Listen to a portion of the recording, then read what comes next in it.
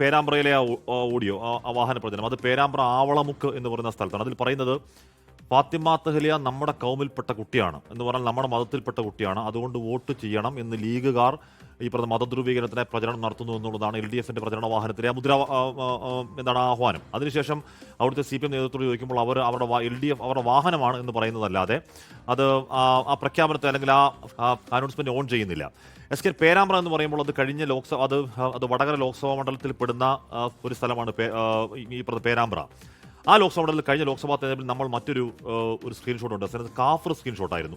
അതിൽ പറഞ്ഞിരുന്നത് 5 നേരം നിസ്കരിക്കുന്ന ദീനിയായ മുസ്ലിമായ ഷാഫിക്ക് വോട്ട് ചെയ്യണമെന്നും കാഫറായ KK ശൈലജയ്ക്ക് വോട്ട് ചെയ്യരുത് എന്നുള്ള അത്യന്തം അങ്ങേയറ്റം നാടിനെ കുട്ടിച്ചോറാക്കാൻ പരുവത്തിലുള്ള കലുഷമാക്കാൻ പരുവത്തിലുള്ള ഒരു സ്ക്രീൻഷോട്ടായിരുന്നു. അതിൽ വലിയ പ്രതിഷേധമുണ്ടായി.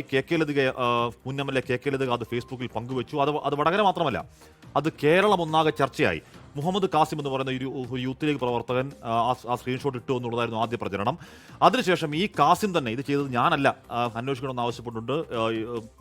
ആദ്യം പോലീസ് SP പിന്നെ DGP ആരും മൈൻഡ് ചെയ്തില്ല. നേരെ കോടതിയിലേക്ക് പോയി. കോടതി പോലീസിനോട് അന്വേഷിക്കാൻ പറഞ്ഞു. പോലീസ് അന്വേഷിച്ച് സമർപ്പിച്ച റിപ്പോർട്ടിൽ അതുണ്ടാക്കിയത് കാസിം അല്ല എന്ന് തെളിഞ്ഞു. അത് ഫേക്കാണെന്ന് തെളിഞ്ഞു. ഏറ്റവും കൂടുതൽ അന്വേഷണം എത്തുന്നത് അവിടുത്തെ റിബേഷ് രാമകൃഷ്ണൻ എന്ന് പറയുന്ന ഒരു DYFIയുടെ പ്രാദേശിക നേതാവിലേക്ക് എത്തുന്നു. റിബേഷിനോട് ഇത് എവിടെ നിന്ന് ചോദിച്ചപ്പോഴേക്കും റിബേഷ് പറഞ്ഞു അത് വെളിപ്പെടുത്താൻ ആഗ്രഹിക്കുന്നു എന്ന് പറഞ്ഞിട്ട് അന്വേഷണം ഇപ്പോഴും അത് വഴിമുട്ടി നിൽക്കുകയാണ്. അവിടെ നിന്ന് ഒരു തുള്ളി അന്വേഷണം മുന്നോട്ടേക്ക് പോയിട്ടില്ല. ആ തെരഞ്ഞെടുപ്പിൽ തന്നെ കാസർഗോഡ് രാജ്മോഹൻ ഉണ്ണിത്താന്റെ ഒരു പ്രതിച്ഛായുള്ള ഒരു വീഡിയോ ഇറങ്ങി. അതൊക്കെ രാജ്മോഹൻ ഉണ്ണിത്താന്റെ പോലെ തോന്നിക്കുന്ന ഒരാൾ ഇലക്ഷൻ പ്രചരണത്തിൽ ഇറങ്ങുന്നു. അപ്പോൾ എങ്ങോട്ടേക്കാണെന്ന് ചോദിക്കുന്നു.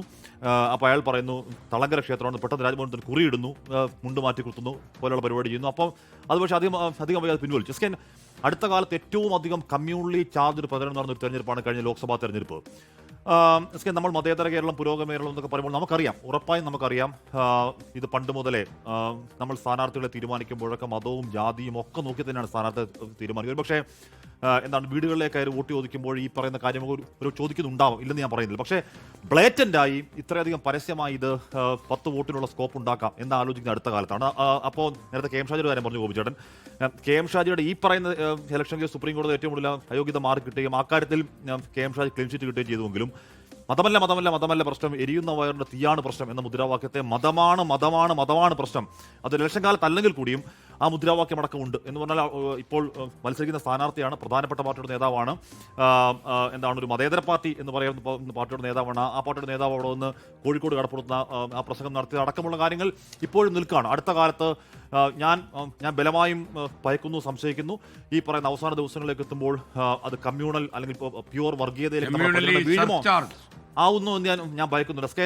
അങ്ങനെ ആക്കാൻ ആഗ്രഹിക്കുന്നവർ, അങ്ങനെ 10 വോട്ട് നേടാൻ അവരാരായാലും ആലോചിക്കേണ്ടത്, ഇവിടെ തെരഞ്ഞെടുപ്പ് വരും, ഇവിടെ വോട്ടുണ്ടാവും, ആരെങ്കിലും ജയിക്കും, ആരെങ്കിലും തോക്കും. പക്ഷേ ഈ നാട്, അതിന്റെ സോഷ്യൽ ഫാബ്രിക് ഇങ്ങനെ നിലനിൽക്കുന്ന എല്ലാവരുടെയും ആവശ്യമാണ്.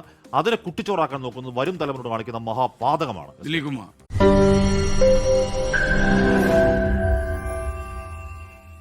ലോകത്തെവിടെയായാലും ഏത് സമയത്തും 24 വാർത്തകളും ഓഗ്മെന്റഡ് റിയാലിറ്റി പാക്കേജുകളും എക്സ്പ്ലെയിനറുകളും വിശദമായി കാണാൻ ഞങ്ങളുടെ YouTube ചാനൽ നിങ്ങൾക്ക് സബ്സ്ക്രൈബ് ചെയ്യാം.